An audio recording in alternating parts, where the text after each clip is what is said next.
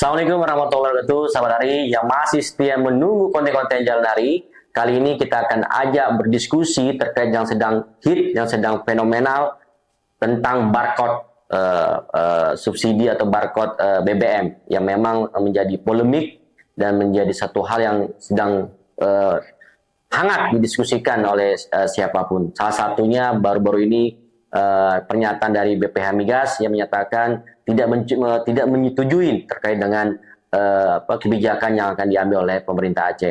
Seperti apa? Kita akan kulitin secara lebih lugas, secara transparan dengan satu sosok narasumber kali ini yang akan saya hadirkan di tengah-tengah sahabat Dari. Sebelum lupa, tolong like, share, dan subscribe konten-konten kita agar kita semangat 45 terus berkarya untuk sahabat Dari yang setia menanti konten-konten kita. Kali ini kita sudah hadir Tengku Kamruzaman atau lebih diakrab disapa Ampun Man. Assalamualaikum Bang. Waalaikumsalam. Ya, salah satu hal yang luar biasa, kehormatan sahabat Dari bisa menghadirkan beliau. Tentunya ini patut menjadi satu hal yang istimewa pada konten kali ini.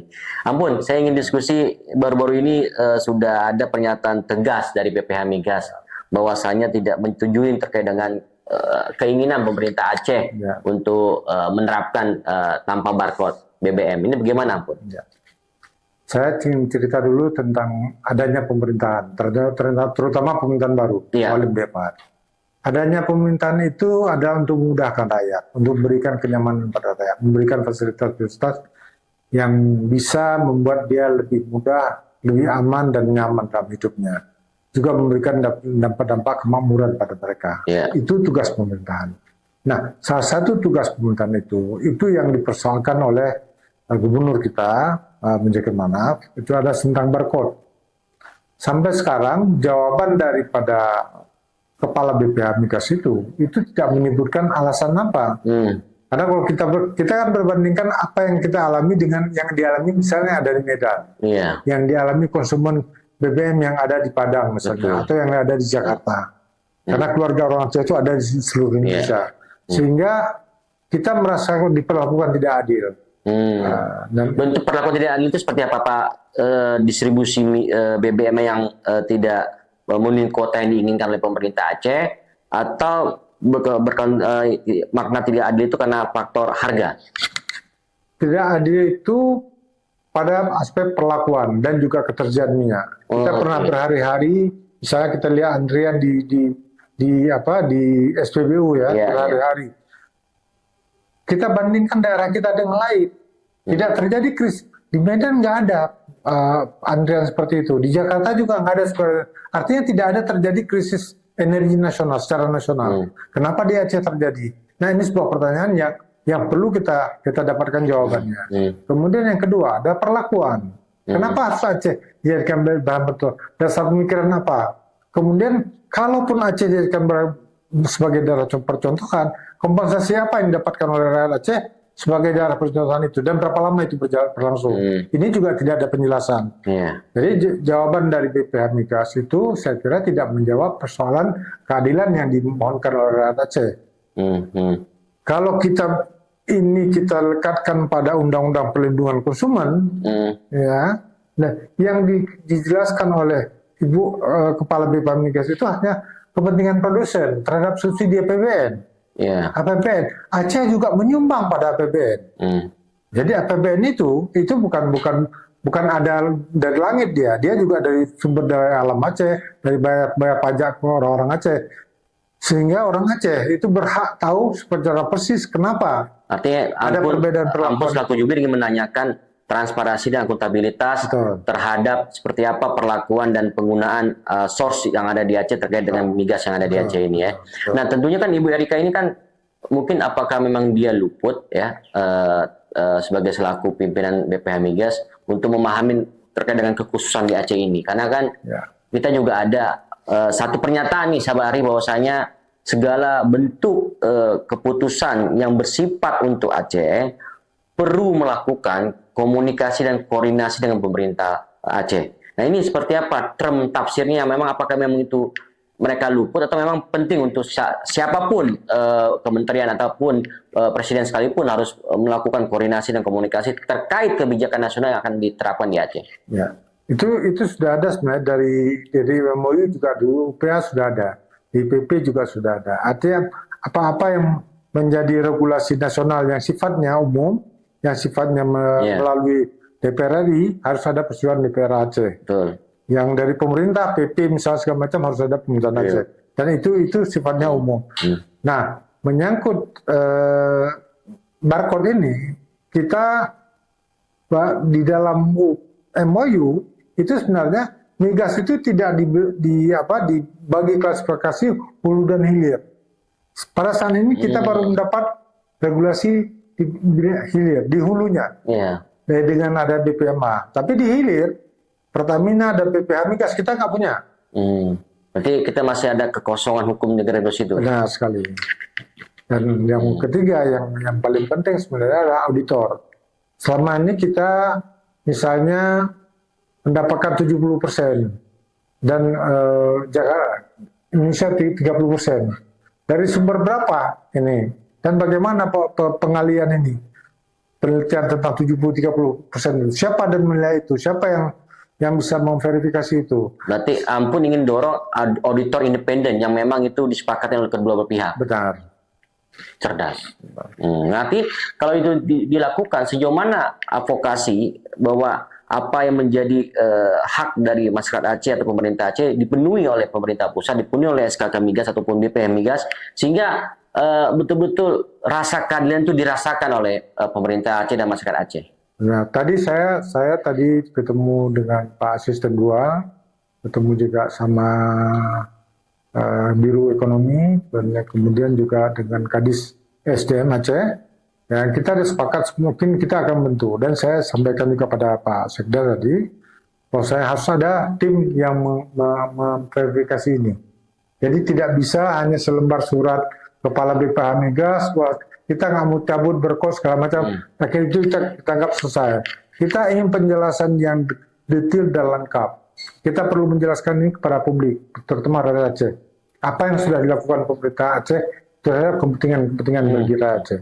Itu saya kira yang menjadi pokok utamanya. Nah, ada hal yang memang disinggung oleh sahabat Ari Ampun, bahwasanya kesannya ini kan eksekutif yang semangat untuk memperjuangkan apa yang menjadi kebijakan dari Mualim dan Dekfat selaku pemimpin Aceh. Dan ada terkesan di mata publik bahwasanya DPR atau legislatif ini agak adem-adem ayem ini. Nah, apa yang penting supaya ini menjadi gerakan bersama, menjadi solid sehingga advokasinya betul-betul dirasakan nendang itu, kuat ketika di level nasional. Saya kira itu pertanyaan tepat juga ya. Memang selama ini saya sendiri ya, saya tidak ingin membicarakan tentang apa yang menjadi. Seharusnya ini menjadi concern bersama, karena ini adalah persoalan bersama. Ini adalah persoalan rakyat.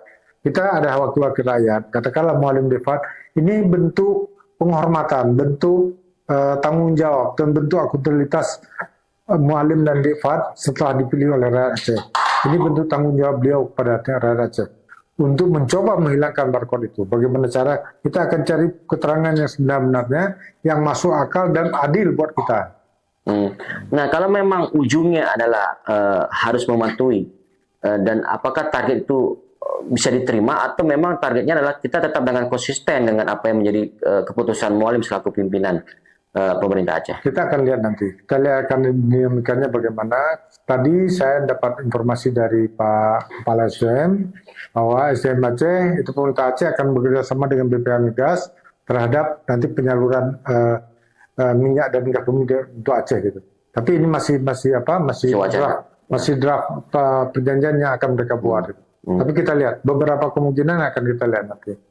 Nah, banyak juga nih anekdot yang dinyatakan di sosial media ya, bahwasanya Mualim ini punya insting yang tajam, di mana ketika goncang-gancing di tubuh Pertamina kacau, terjadi korupsi luar biasa. Nah, terus dikaitkan dengan konstruk keinginan Mualim, nyambung ini, ini seperti ada indera keenam. ini hanya sebenarnya indera keenam.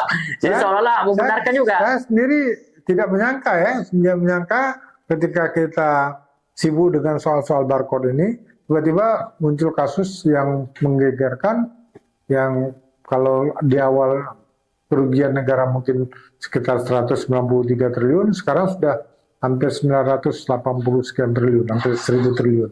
Ini luar biasa. Saya kira memang Pertamina atau orang-orang yang bergerak di bidang hulu maupun hilir migas, serta mekanisme pasar mereka, mekanisme mereka dan pengadaan mereka itu memang perlu diperiksa secara detail, sehingga ini akan memberikan dampak kesejahteraan bagi rakyat. Satu hal yang pertanyaan terakhir saya untuk Ampun ya, dan juga untuk sahabat Ari yang mungkin perlu informasi ini. Artinya kan perlu dirumuskan seperti apa tata kelola migas di Aceh yang bagus dan ideal, yang itu walaupun sudah ada 70-30, tetapi kan tadi kan Ampun menyinggung bahwa transparansi dan akuntabilitas tidak ada, bagaimana keterlibatan auditor independen dan lain halnya. Nah, saya ingin tanyakan konsep tata kelola dalam migas dan benda Ampun itu seperti apa?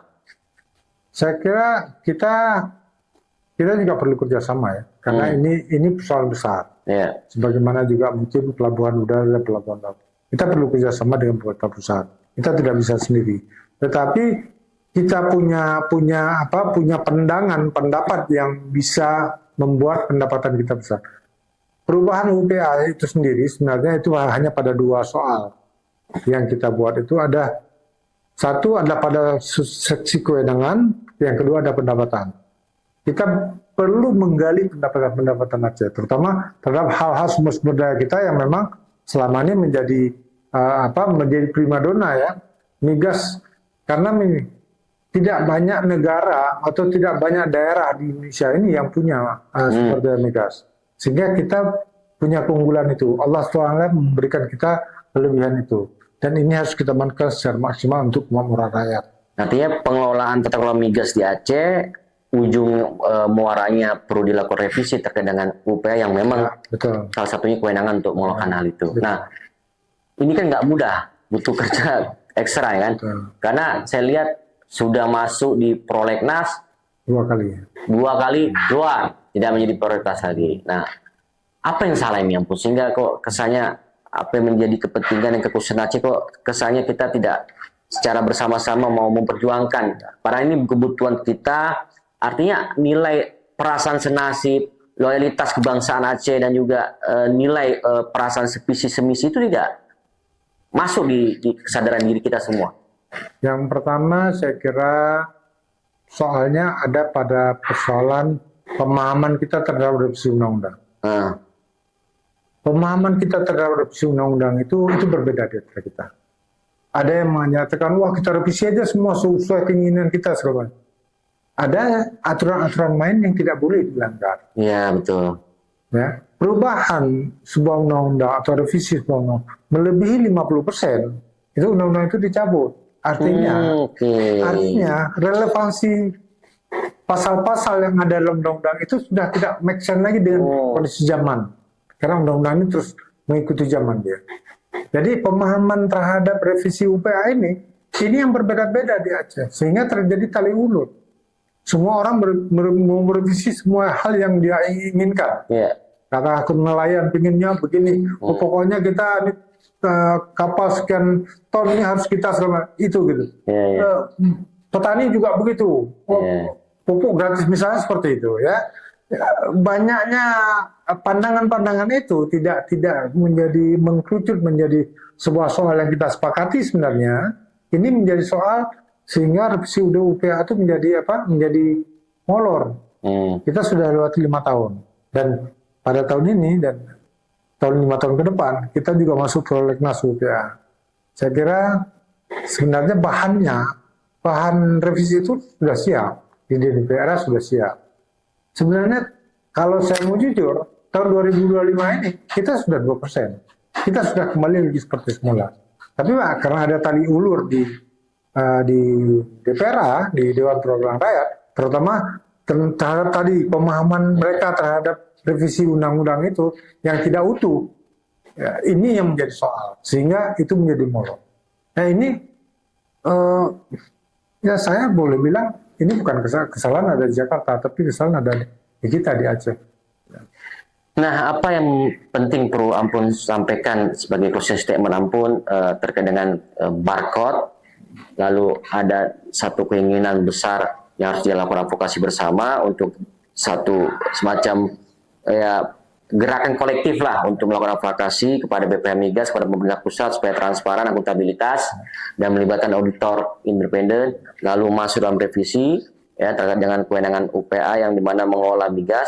Apa yang bisa disampaikan dengan sebagai closing statement ini? Saya kira yang paling penting dari semua ini, dari semua polemik dan situasi sekarang ini, terutama pendapatan kita dari migas yang belum sesuai ekspektasi yang kita harapkan, tata kelola migas ini memang harus kita atur.